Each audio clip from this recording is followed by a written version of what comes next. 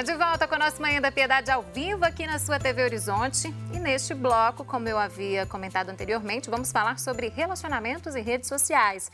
Você que nos acompanha, você já teve algum problema ou conhece algum casal que teve algum aborrecimento devido aí ao uso das redes sociais? Pois é, né, gente? Publicações constantes, uma participação muito interativa e frenética nessas redes tem levantado aí muitas dúvidas de muitos estudiosos do quanto ela é realmente benéfica. Em um relacionamento não seria diferente, né? As redes sociais viraram provas para um casal terminar e é comum nós encontrarmos casais remexendo no aparelho celular do outro, né? Olhando o perfil do companheiro que está ao lado, simplesmente investigando, né? Bom, e são estas situações corriqueiras que nos motivaram hoje aqui no programa a trazer este tema para conversarmos, né, e refletirmos também. E quem está conosco para falar sobre redes sociais e relacionamento é a psicóloga Eliene Oliveira. Eliene, bom dia, bem-vinda mais uma vez. Bom dia, Síria. Obrigada. Bom dia a todos. Pois é, Eliane, a gente tem visto aí a ascensão cada vez maior das redes sociais. A gente sabe que é um meio muito importante para a comunicação, para a divulgação de serviços, de projetos, de trabalho, para orientar as pessoas também. Mas, por outro lado, a gente percebe que muitos casais vêm tendo problemas no relacionamento devido aí às redes sociais, né? Por que as redes sociais geram tanta desconfiança assim, hein? Bom, Síria, isso é um tema realmente muito recorrente, né? Tanto no Uhum. nosso cotidiano quanto, inclusive, na clínica. E as redes sociais, elas acabam sendo um instrumento a mais de investigação, né? Então, a base dessa investigação é uma emoção muito comum e que todos nós, seres humanos, né, ou sentimos alguma vez na vida, ou vamos sentir, que é o ciúme. Então, o ciúme, ele entra aí nesse caso, né? Como uma emoção motivadora para mexer lá nas redes sociais com o intuito de conferir ou de verificar se o meu parceiro ou a minha parceira realmente são fiéis e estão comprometidos com o relacionamento como eu, né, me percebo comprometida com ele. Então acaba sendo, né, um recurso que é muito acessível, né? Eu vou lá, pego. Posso fazer inclusive isso escondido, sem o conhecimento e o consentimento do meu parceiro e da minha parceira, e assim eu consigo então verificar, né, se essas informações aí, se aqueles pensamentos do meu ciúme, eles são verdadeiros ou não. Pois é, isso é sadio, Eliane? Isso faz bem para uma relação? Por mais que a pessoa não encontre nada, que não gere nenhuma desconfiança, nada que o parceiro tenha publicado, isso faz bem? Na realidade, né, um pouquinho de ciúme, se for uma pitadinha equilibrada, sem problema nenhum. A questão é quando a gente começa a perceber que aquele uso, né, se torna muito excessivo. Então, a pessoa ela gasta horas e os pensamentos dela ficam muito conectados. Eu tenho que saber o que a pessoa está fazendo, eu tenho que conferir quem será que curtiu a publicação. Então, a pessoa, ao invés de gastar a energia dela com as suas atividades corriqueiras, com, né, outras coisas que lhe deem prazer, ela fica boa parte do tempo, né, conectada a isso. Então, quando isso passa a ocupar uma parcela significativa da vida e começar a representar prejuízos tanto na relação quanto na vida pessoal dessa pessoa, aí sim já deixou de ser saudável, já deixou de ser bacana, né, tanto para a pessoa quanto para a relação. Agora, esse tipo de situação, esse tipo de investigação em redes sociais pode também causar uma interpretação errada de fatos? Por exemplo, você citou a curtida. Às vezes você curte uma mensagem, uma foto de um colega de faculdade, e aí a pessoa já interpreta aquilo como algo mais grandioso. Isso acontece muito também, Eliane, o que gera aí, claro, acaba gerando problemas no relacionamento, eu acredito. Sim, e isso acontece com muita frequência, né. Então a pessoa que stalkeia, como a gente chama, né, o parceiro ou a parceira, ele acaba então tendo, na realidade, ideias de que qualquer curtida ou qualquer mensagem pode ter uma conotação que aquele companheiro ou companheira não está sendo fiel. Então coisas que deveriam ser simples, uma curtida simples, um comentário simples, acaba se tomando uma proporção muito grande e acaba sendo interpretado como uma prova ou como uma possível prova de infidelidade, ou então de que a pessoa está interessada em outra. Então, isso geralmente gera discussão, e se a pessoa conseguir contornar e não discutir, gera desconforto e aumenta o nível de desconfiança dela também, o que, consequentemente, vai fazer ela continuar investigando nas redes sociais tudo que acontece ali na vida da pessoa que ela está junto. Uhum. Agora, então, nós devemos polir o nosso comportamento nas redes sociais para evitar esse tipo de problema, né? Algum tipo de problema na relação conjugal, ou não? Isso deve ser feito fora ali das redes sociais, deve-se ter um diálogo, construir uma base de confiança maior fora das redes sociais. Como que você vê isso? Sim, a gente tem os 2 caminhos, né. O primeiro é realmente eu diminuir esse uso e essa frequência, mas esse comportamento ele só é gerado justamente por conta das minhas interpretações.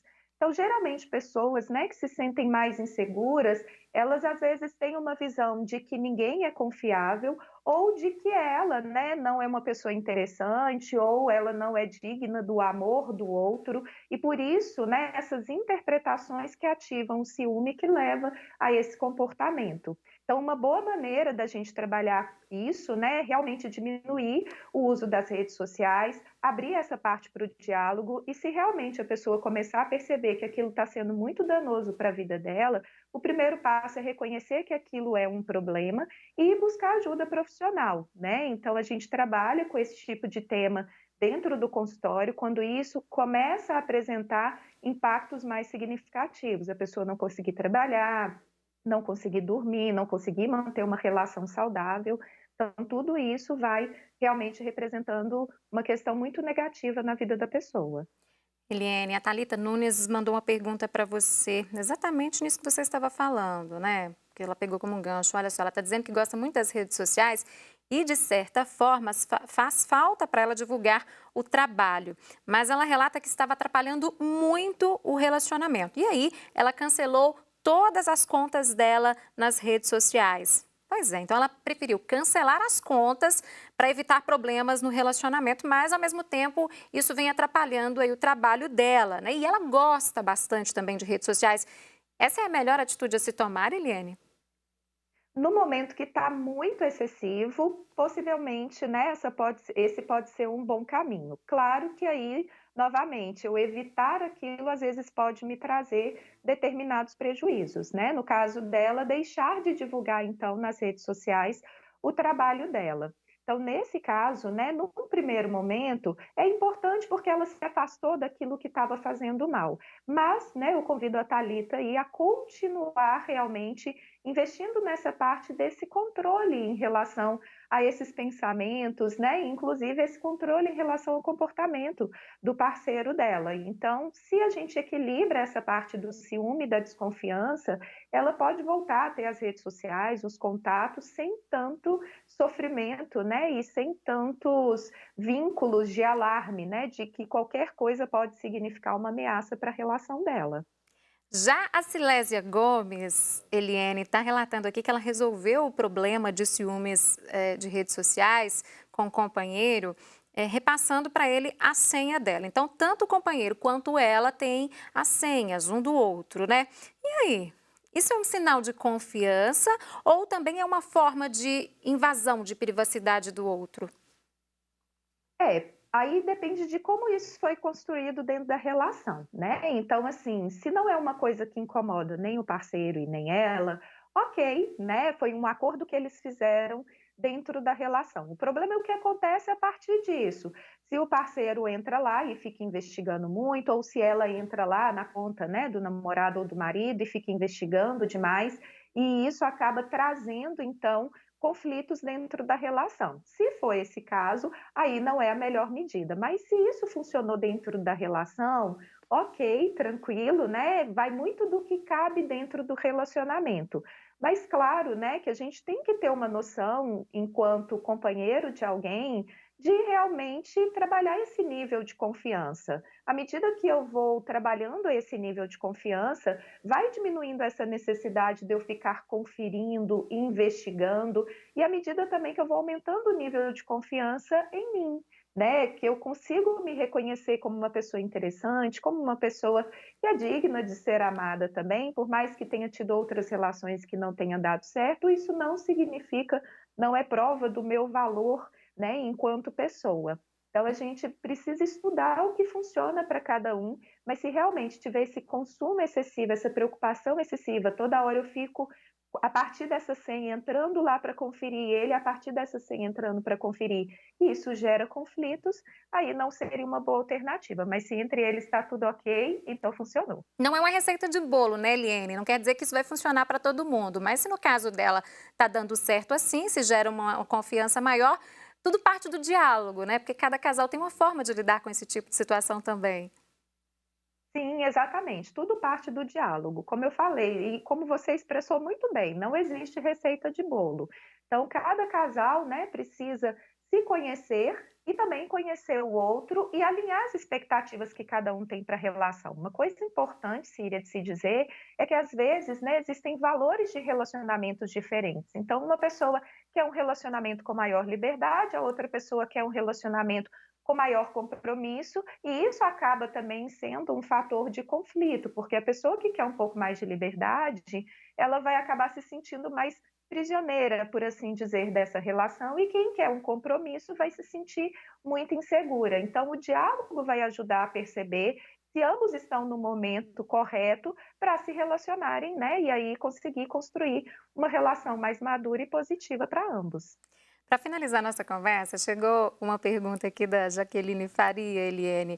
Ela está dizendo que confia muito no namorado, mas ela tem a sensação que as pessoas ficam mais soltinhas pelas redes sociais e que fazem coisas pela internet que elas não fariam ao vivo, que a insegurança dela é exclusivamente com as redes sociais. Isso de fato acontece? As pessoas elas ficam mais soltas, elas têm mais coragem por trás de uma máquina, por trás de um telefone, de um computador?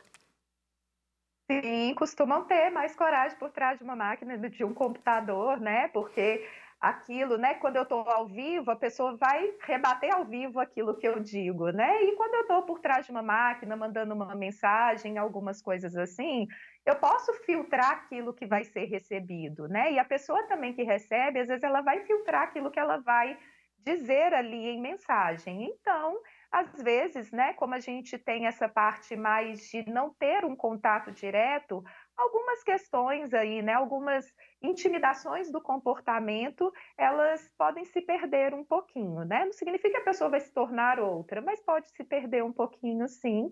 E aí a gente tem que tomar cuidado, né, com uma questão também do bom senso dentro da relação, para preservar a relação e para preservar a pessoa com quem eu estou, né? E isso vai favorecer bastante qualquer tipo de relacionamento, seja afetivo, seja social, no trabalho, qualquer relação vai ser muito beneficiada por isso. Tá certo. Eliene Oliveira, muito obrigada mais uma vez pela sua participação aqui conosco. As pessoas que mandaram perguntas aqui pra gente podem também fazer contato com você lá pelo Instagram, né? Eu vejo que você sempre posta muita Sim. coisa interessante, muitas frases reflexivas lá, importantes também para o nosso dia a dia, né? Sim, sim, podem ficar à vontade. Meu Instagram é Eliene Oliveira Psicóloga, né? Então, pode ir lá nas redes sociais, se precisar falar comigo, pode mandar um direct, né? Eu tenho todo prazer em retornar e contribuir. Tá certo, o Instagram da Eliene tá aí na telinha para vocês.